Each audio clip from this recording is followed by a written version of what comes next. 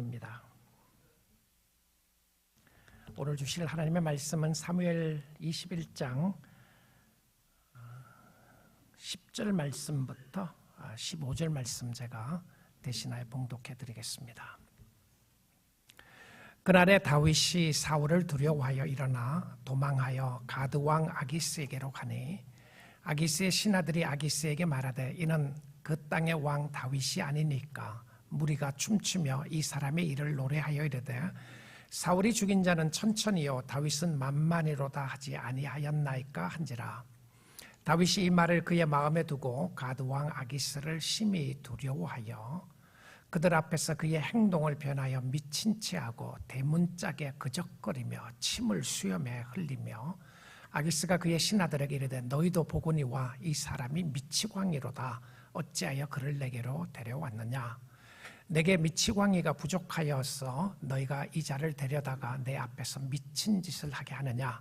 이 자가 어찌 내 집에 들어오겠느냐 하니라. 아멘. 하나님의 말씀이었습니다.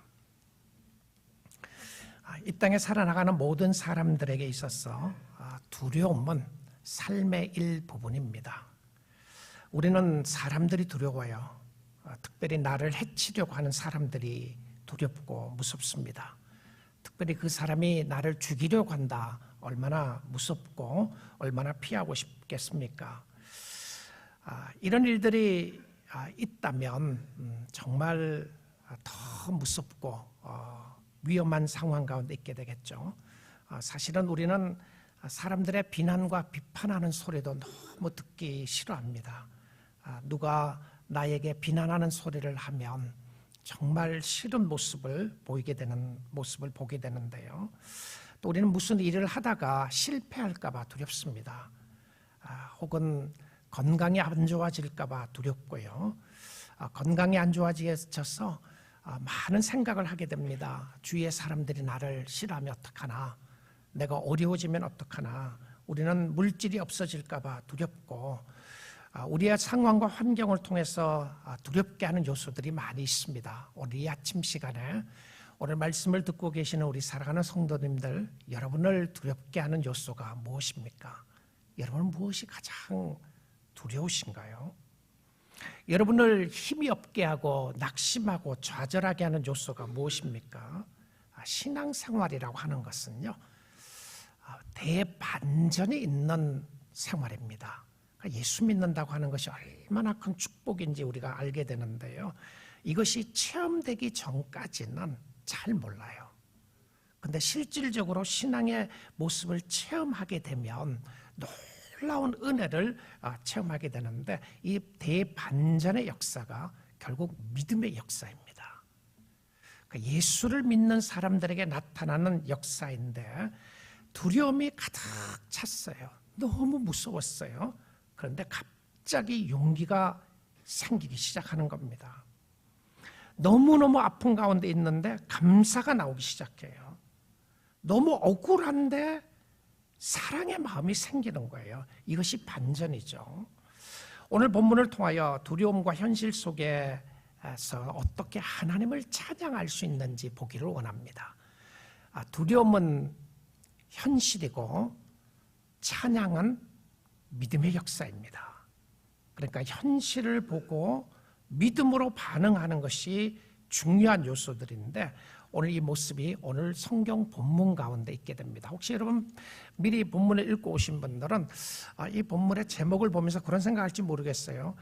두려운 모습은 있는데 도대체 찬양의 모습이 어디 있는가? 없지 않는가? 이런 생각을 하실 거라는 생각도 드는데요. 오늘 말씀을 통해서 확인해보고 보도록 하겠습니다. 자, 오늘도 계속 우리는 다윗에 관한 이야기로 하나님의 말씀을 더 듣고 있는데 다윗이 하나님이 왕으로 세웠던 다윗이 두려워했다라고 하는 이야기가 오늘 본문에서 두 번이나 반복돼서 나옵니다. 먼저 10절 말씀 한번 보도록 하죠. 10절 말씀을 보게 되면 그날에 다윗이 사울을 두려워하여, 자, 누구를 두려워했다고 되어 있습니까? 사울 왕을 두려워했다고 되어 있어요. 두려워해서 그가 했던 행동은 무엇이었나요? 하나님을 찬양했습니까? 그 모습이 안 나와요. 두려워하여 일어나 도망가서 가드 왕 아기스에게로 갔다라고 성경은 기록을 하고 있습니다. 사울을 왜 두려워했습니까? 우리는 사무엘상 19장과 20장에서만 보아도 적어도 사울은 6번이나 다윗을 죽이려고 했습니다. 여러분의 인생을 살아가면서 어느 누가 여러분을 한 번이라도 죽이려고 한 적이 있으셨나요? 아마 별로 없을 것 같아요. 나는 당신을 죽이려고 그런다. 근데 그걸 들었던 이야기나 들었던 사람들이 있다면 얼마나 두려웠겠습니까? 근데 실질적으로 말만 들은 것이 아니라 행동으로 사울은 다윗을 6번이나 죽이려고 했습니다. 그래서 사울을 두려워해서 다윗이 도망을 가는 모습을 보여줍니다. 자, 이 모습을 보게 되면 이것이 믿음의 역사였는지 믿음의 역사가 아니었는지 이런 기록의 성경에 기록 없기 때문에 우리가 정확하게 알 수는 없어요. 그럼에도 불구하고 하나님을 사랑했고 하나님을 섬겼던 다윗도 현실의 어려움이 있을 때 그의 삶 속에 느꼈던 것 중에 하나가 두려움이었습니다. 그러니까 믿음의 사람들이 우리가 두려움을 가지게 된다, 이 자체가 잘못된 것이 아니에요. 이것을 어떻게 해결하느냐가 더 중요한데요. 여러분의 삶 가운데 어떤 이슈를 통해서 어떤 모습을 통해서 두려워할 수가 있어요. 그런데 그 두려움을 가지고 어떻게 해결하느냐가 중요한 요소입니다. 그런데 다윗이 유대 땅에서 있을 곳이 없다고 생각해서 도망가는 곳이 어디였느냐 하면 가드라고 되어 있습니다. 자, 10절 다시 한번 보면 그날에 다윗이 사울을 두려워하여 일어나 도망하여 가드 왕 어디로 갔습니까? 아기스. 누구에게로 갔냐면 아기스에게로 갔다 이렇게 되어 있어요. 가드라고 되어 있습니다. 가드 사람이 누구였느냐 하면 골리앗이었어요. 골리앗이 가드 사람이었다. 그러니까 실질적으로 이 나라가 어디냐면 블레셋이었어요. 그러면 다윗이 지금 어디로 도망을 가느냐 하면 골리앗의 고향이었던 블레셋으로 도망을 갑니다. 도망을 가면서 원수의 나라로 들어가게 되는데요, 안전할 것이라고 생각을 했던 거였습니다. 그러니까 얼마나 그가 두려웠으면 자기의 고향에서는 있을 데가 없어서 다윗이 사울을 피하는 방법 중에 하나가 사울이 도저히 쫓아올 수 없는 이방 나라 블레셋 나라로 가면 될 것이라고 생각한 거예요. 그런데 때론 우리가 두려움에 쌓여서 두려움을 피하면, 하나를 피하면 또 더 큰 두려움의 모습이 엄습해 올 때가 있죠. 이것을 내가 해결했다고 생각했는데 해결했다고 생각해서 보니까 다른 두려움이, 더 큰 어려움이 닥치게 되는 것을 보게 됩니다. 여러분, 성도들의 삶 가운데요, 문제 하나 해결이 됐다고 생각해서 자꾸 지속적으로 일어날 때 그때 보아야 될 것이 있습니다. 그 상황 속에서 하나님이 요구하시는 것이 무엇인가를 보아야 하는데 하나를 피하니까 더 큰 문제가 있게 되는데, 오늘 그는 누구를 두려워했냐면 21장 12절에 나옵니다.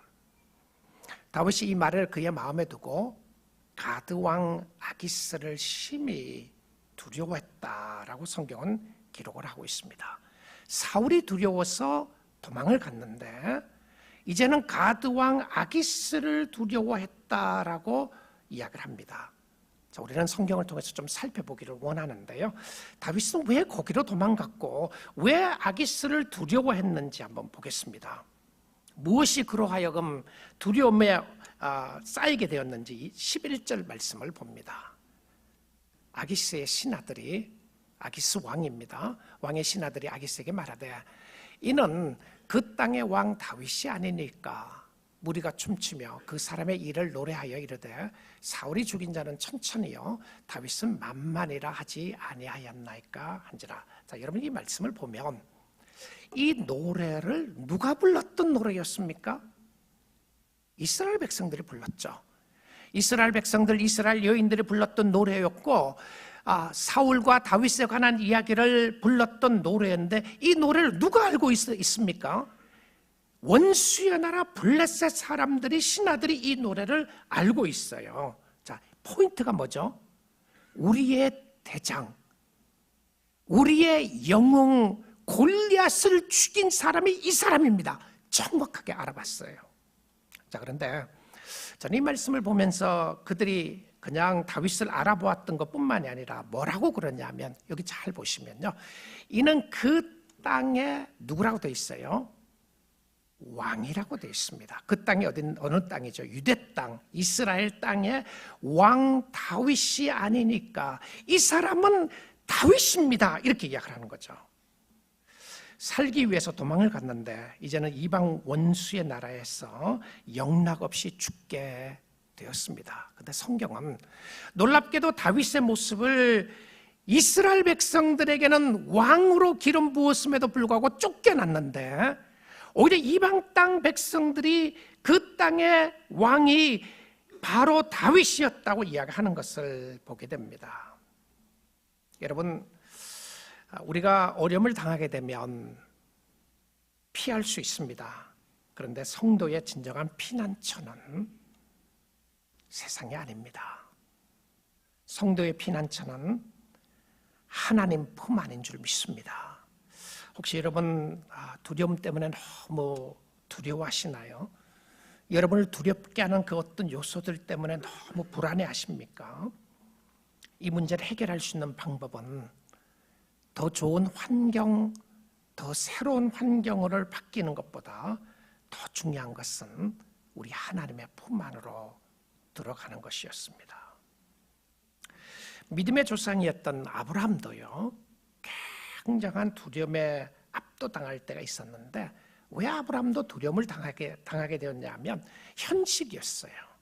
그러니까 현실은 우리를 어렵게 하고 두렵게 할 때가 있는 거죠.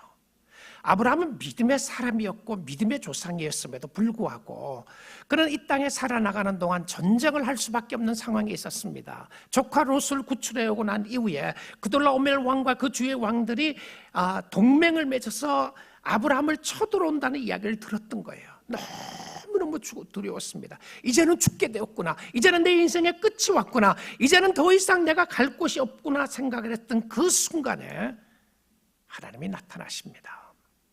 오늘 이 아침 시간에 하나님께서 저와 여러분에게 찾아오셔서 두려워하고 있는 우리들에게 말씀 주시고 은혜 주시기를 원합니다.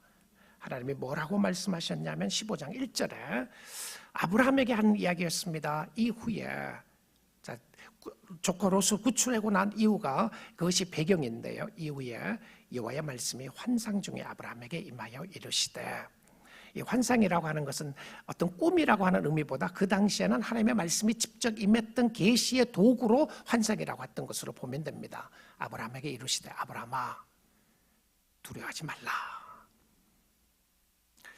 오늘 이 아침 시간에 여러분에게 이야기하는 거예요. 사랑하는 아들아 딸아, do not be afraid, fear not. 두려워하지 말라. 하나님, 내가 두려워서 죽겠어요. 너무 힘들어서, 너무 두렵고 너무 어렵고 너무 힘든 가운데인데 하나님 어떻게 하면 좋겠습니까? 자, 주님이 그때 아브라함에게 하시는 이야기가 아브라함아 두려워하지 말라.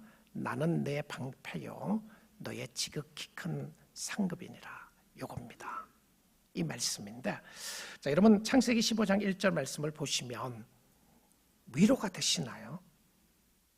자, 다시 한번 보십시오. 아브라함아 두려워하지 말라. 여러분에게 이야기하는 거예요. 사랑하는 아들아 딸아 두려워하지 말라. 나는 누가 하는 소리입니까? 나는 누구죠? 하나님이에요. 나는 너의 방패고 너의 지극히 큰 상급이니라. 이렇게 이야기를 합니다. 자, 우리는 이거 원하지 않아요. We don't want this. This is not what we are asking for. Do not be afraid. 너는 걱정하지 마라. 내가 너에게 최신식 무기를 줄 것이다. 이거 우리 듣고 싶은 소리예요. 하늘에서 무기를 내가 떨어뜨려 줄 거니까 너가 저쪽 상대방이 도저히 감당할 수 없는 무기를 주겠다. 싸움의 무기를 주겠다. 그런데 하나님이 그렇게 말씀하지 않았어요. I am your great shield. 이렇게 되어 있습니다. I am your shield. 내가 너의 방패다. 여러분, 방패는요, 만약에 내가 방패를 가지고 있으면 방어를 누가 해야 돼요? 내가 해야 되는 거죠. 근데 하나님이 방패를 가지고 계시면, 하나님이 방패가 되시면 누가 방어해 주는 거예요? 하나님 자신이 막아주신다고요. 자, 여러분 무엇을 원하세요? 하나님을 원하시나요? 하나님 자신을 원하시나요? 아니면 하나님이 주시는 것을 원하시나요? 자, 우리는 많은 경우 이 땅에 살아가면서 나는 하나님이 나에게 방패를 주시고 필요한 거 모든 거 주시면 좋겠습니다. 근데 아브라함에게 그렇게 말하지 않았어요. 자, 두 번째는요, 나는 너의 지극히 큰 상급이니라 이렇게 이야기를 합니다. 하나님 상급 주시기를 원합니다. 나에게 상을 주세요가 아니고 내가 너의 상급이다 이렇게 이야기해요. I am your reward 이렇게 되어 있습니다. 내가 너의 상급이다. 자, 신앙생활을 바로 하기 위해서 여러분이 늘 확인해야 되는 것은 무엇이었냐면 하나님 자신입니다. 하나님 자신이에요. 우리는 이 땅에 살아나가는 동안 늘 원하는 건 무엇이었냐면 하나님이 주신 것을 최고라고 생각을 하는데 하나님은 내가 너의 상급이고 내가 너의 리워드가 되고 내가 너의 방패가 되겠다고 이야기를 합니다. 무슨 말이죠? 하나님 놓치면 다 놓치는 거예요.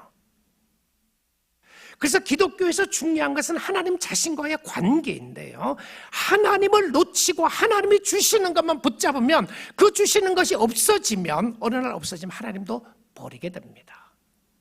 하나님은 내가 너의 방패가 되고 내가 너의 주인이 되어주겠다고 이야기를 합니다. 자, 이 말씀이 언제 이루어졌습니까? 결국 사단 마귀가 우리를 쳐들어오고 우리를 죽이려고 할 때 예수 그리스도가 방패가 되셔서 우리에게 오는 모든 화살을 예수 그리스도가 다 맞으셨습니다. 무슨 화살이었나요? 하나님이 쏘는 불화살이었던 거죠. 왜 하나님이 쏘는 불화살이었나요? 그것이 죄의 화살이었습니다.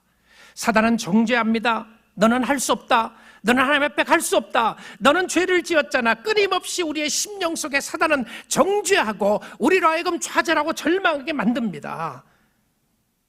내가 맞아야 할 모든 화살과 비난과 창자국과 모든 것들이 하나님의 아들 예수 그리스도가 방패가 되셔서 직접 맞으신 것을 보게 됩니다.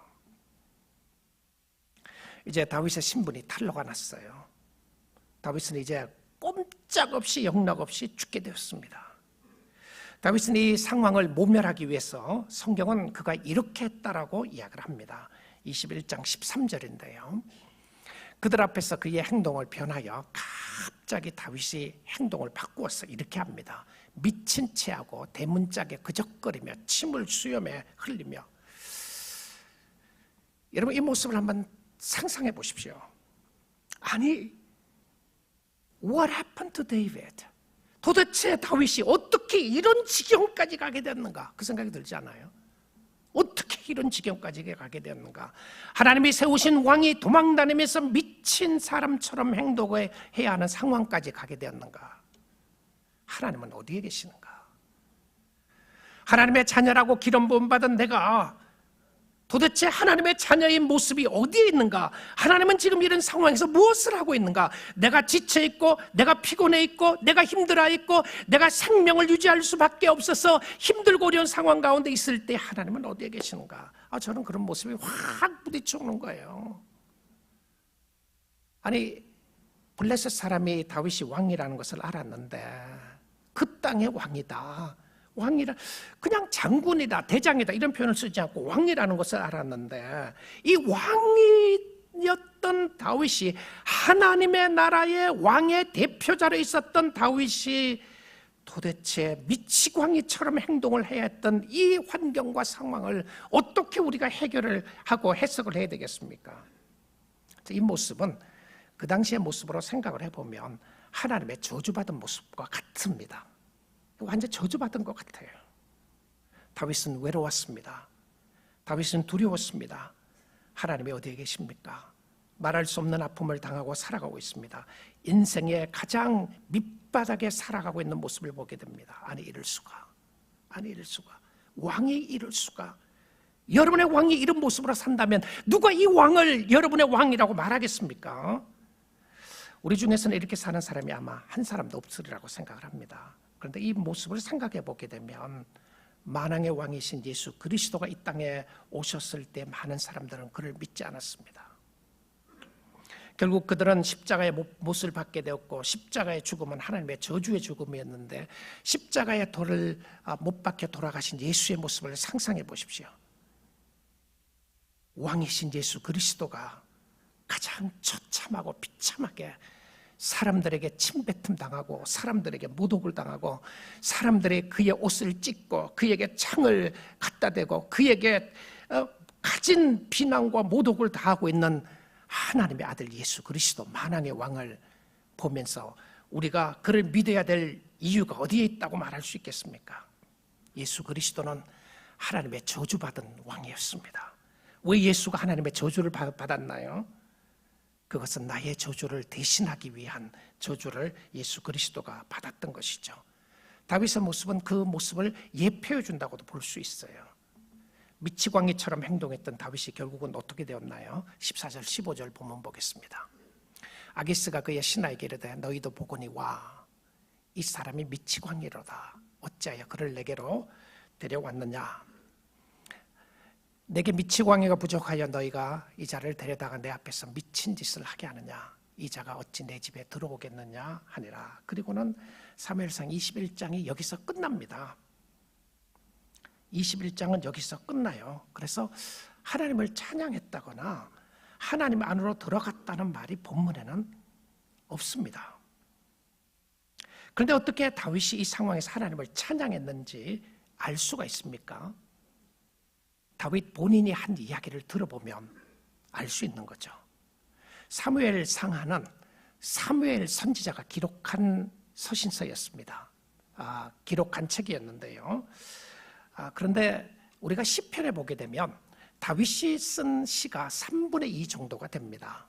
그러니까 다윗이 많은 시를 쓰게 됐는데 이 상황을 정확하게 다윗이 묘사한 자신의 이야기로 자신이 현장에서 묘사한 이야기를 시편 34편에 적고 있습니다. 여러분 성경을 가지고 계시면 시편 34편을 한번 펴서 한번 보도록 하겠습니다. 34편 한번 보시면요. 여러분 34편 위에 파란 글씨가 있죠. 성경 위에 보시면 파란 글씨가 있습니다. 저는 이것이 제목이라고 하지만 사실은 제목이 아니고 하나님의 말씀인데요. 히브리 성경에는 이것이 1절입니다. 그러니까 이 말씀이 사실 1절로 기록되어야 될 하나님의 말씀인데 34편 위에 모습 한번 보겠습니다. 혹시 PPT 있나요? 네, 거기 제일 위에 성경책 가지고 계시지 않으신 분들 한번 앞을 보시면 이렇게 되어 있습니다. 다윗이 아비멜렉 앞에서 미친 채 하다가 쫓겨나서 지은 시라고 되어 있습니다. 여러분이 아까는 아기스라고 그랬는데 아기스 왕이라고 그랬는데 왜 아비멜렉이라고 여기는 기록되어 있는가 생각할지도 모르겠는데요. 여러분 성경에서 바로 왕이다. 바로 왕. 그러면 바로라고 하는 것은 애굽 왕의 명칭이었습니다. 그런 것처럼 아비멜렉은 블레셋 왕의 명칭이었어요. 그러니까 블레셋 왕을 이야기를 할 때 아비멜렉 왕이라고 그랬고 그 아비멜렉이 직함이고 아기스는 그의 이름입니다. 그러니까 아비멜렉에 있는 아비멜렉의 아기스 왕 이런 표현입니다. 아비멜렉인인 아기스 왕. 그러니까 같은 상황을 이야기를 하는데요. 다윗이 아비멜렉 앞에서 미친 채 하다가 쫓겨나서 지은 시. 누가 쓴 시라고요? 다윗이 쓴 시고요. 언제 썼느냐면 미친 채 쫓겨나서 바로 실질적으로 그 상황에 썼는지 아니면 그 상황을 돌아보면서 썼는지는 알 수 없지만 분명한 것은 이것은 그 상황과 형편을 가지고 쓴 시였다. 그것은 확실한 모습입니다. 자, 그런데 이 상황 속에서 다윗이 무슨 시를 썼을까? 하나님 그럴 수 있습니까? 나의 왕이신 하나님이여, 당신은 어디에 계셨습니까? 당신을 내가 어디에 계셨는지 알 수가 없는 이런 상황 속에서 어떻게 하나님을 믿겠습니까? 여러분 여러 가지 불평과 원망을 할 수도 있을 것 같아요. 그런데 신앙에 대해 반전이 있다고 그랬잖아요. 그러니까 예수 믿는 사람들은 정말 예수를 믿음으로 믿음의 역사가 어떤 모습인지를 보게 되는데, 자, 그리고는 다윗이 이 상황에서 첫 1절이 우리에게 나와 있는 1절, 히브리어에 나와 있는 2절인데요. 뭐라고 시로 이야기를 하냐면 한번 보겠습니다. 1절입니다. 내가 여호와를 항상 송축하며 내 입술로 항상 주를 찬양하리다. 우리는 이렇게 표현합니다. No way. 이거 말도 안 되는 소리 하지 마십시오. 이렇게 말해야 돼요. 여러분 믿으면요, 사실은 말도 안 되는 것 같은데 진리의 역사로 믿게 되는 거예요. 자, 내가 여호와를 뭐라고요? 항상 I praise God always 이겁니다. Praise the Lord always. 그런데 누가 그렇게 하는 거예요? 내가 다윗이 내가 여호와를 항상 송축하며 내 입술로 항상 주를 찬양하리다. 이게 무슨 말이 되는 소리인가요? 자, 그런데 성경은 왜 다윗이 이 상황에서 무엇을 깨닫게 됐고 어떻게 하나님을 찬양할 수 있는지를 이야기를 합니다. 그리고는 2절 보겠습니다. 내 영혼이 여호와를 자랑하리니. 자랑할 만하시나요? 여러분의 삶 가운데 힘들고 어려움이 있고 특별히 여러분이 원치 않는 힘들고 어려움이 있을 때에 여러분 그 하나님 자랑하고 싶으세요? 하나님, 내가 주님을 자랑하겠습니다. 아니면 주님 나에게 평탄한 길을 주십시오. 세상이 원하는, 내가 원하는 세상에서 번지르르한 평탄한 길을 주시면 그때 가서 주님을 자랑하겠습니다. 혹시 그러지 않나요?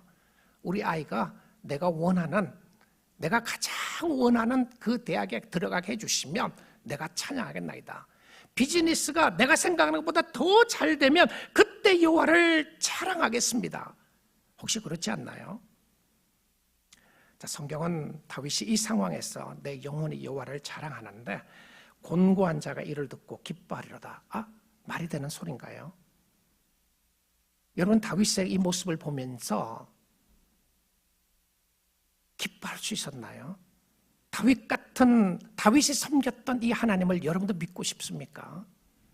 십자가에 처참하게 못 박혀 돌아가신 그 예수를 믿고 싶으시나요? 자, 우리는 십자가에 못 박힌 예수 그리스도만 믿는 것 아니죠. 부활의 예수를 믿습니다.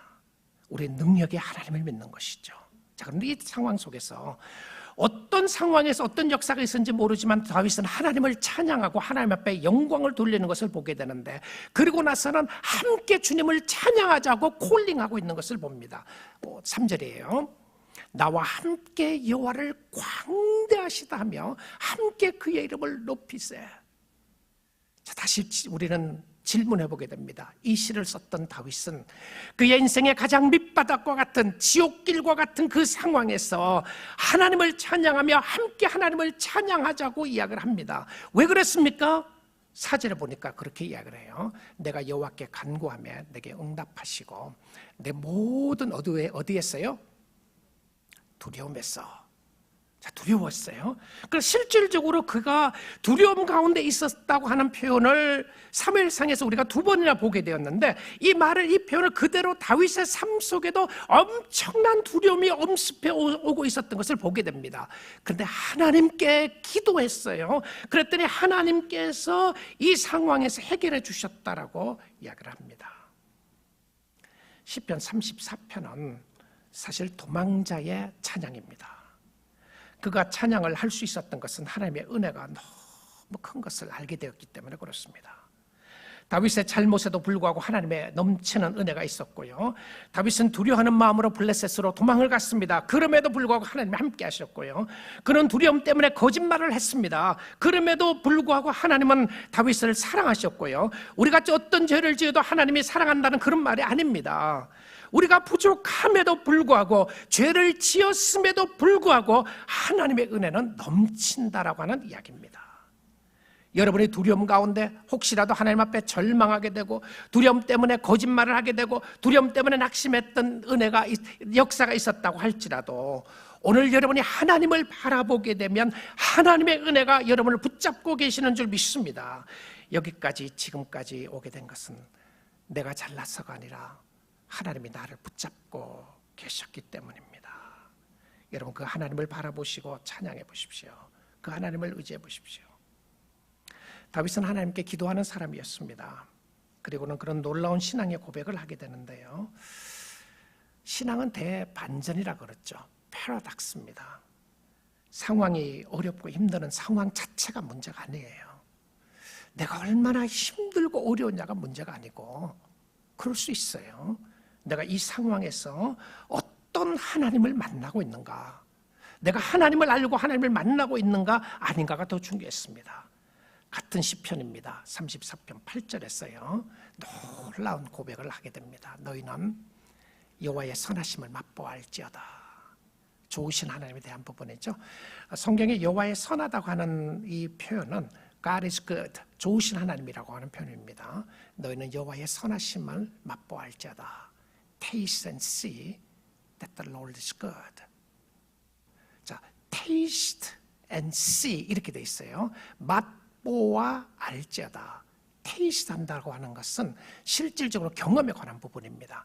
음식을 그냥 보는 것하고 먹는 것하고 다른 것이죠. 근데 먹어봐야 맛을 알 수 있는 것이 있습니다. 그래서 여호와가 얼마나 좋은지를 테이스트라. 언제 테이스트했습니까? 그의 인생의 밑바닥에 있을 때에 하나님의 좋으심을 테이스트했어요. 무슨 말이죠?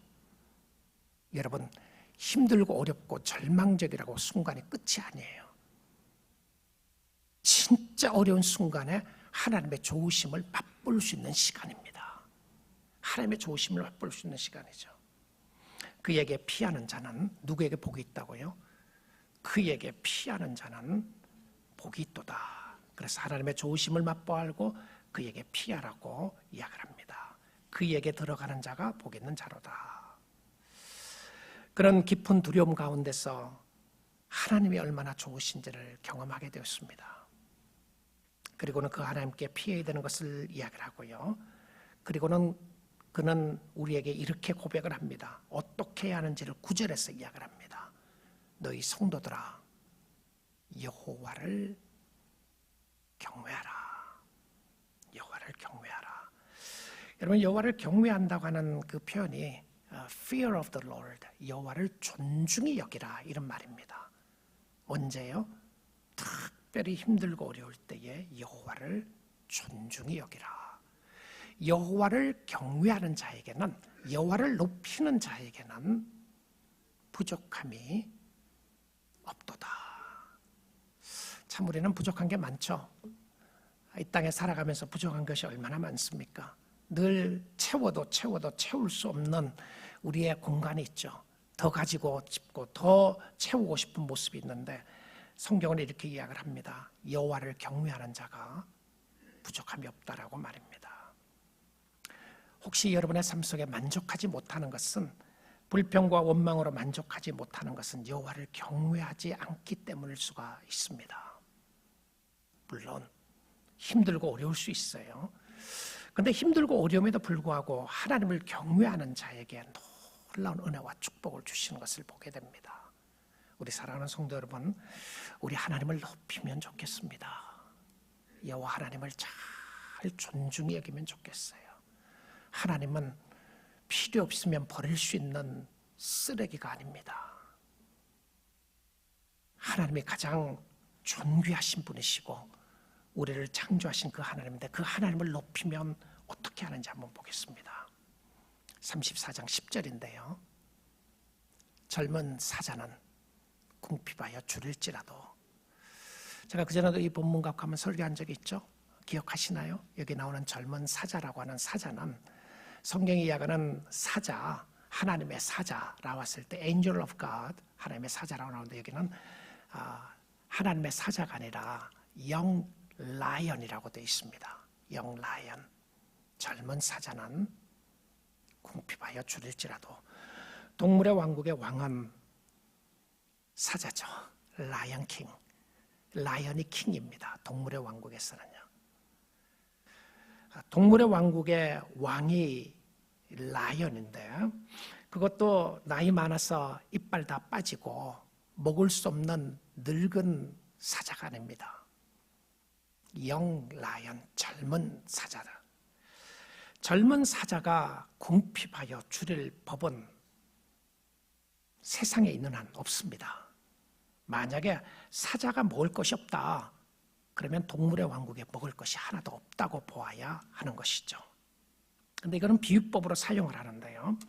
혹시라도 젊은 사자가 궁핍하여 줄일지라도 that's impossible. 불가능한 겁니다. 여러분 이 말씀을 한번 잘 메디테이트 하시고 묵상해 보십시오. 젊은 사자는 궁핍하여 줄일지라도 혹시라도 그런 일이 있다고 할지라도 여호와를 찾는 모든 자에게는 찾는 자는 모든 좋은 것에 부족함이 없으리로다. 믿으십시오. 믿으셔야 합니다. 여호와를 찾으면 어떻다고요? 모든 좋은 것에 부족함이 없으리로다. 젊은 사자는 궁핍하여 줄을 이가 없지만 혹시라도 그럴 리가 있다고 할지라도 여호와를 찾는 자에게는 항상 좋은 것에 부족함이 없으리로다. 너무 절망하지 마시고요. 주를 바라보십시오. 내 인생이 왜 이러느냐고 너무 비탄하게 생각하지 마시고요. 여호와를 찾으십시오.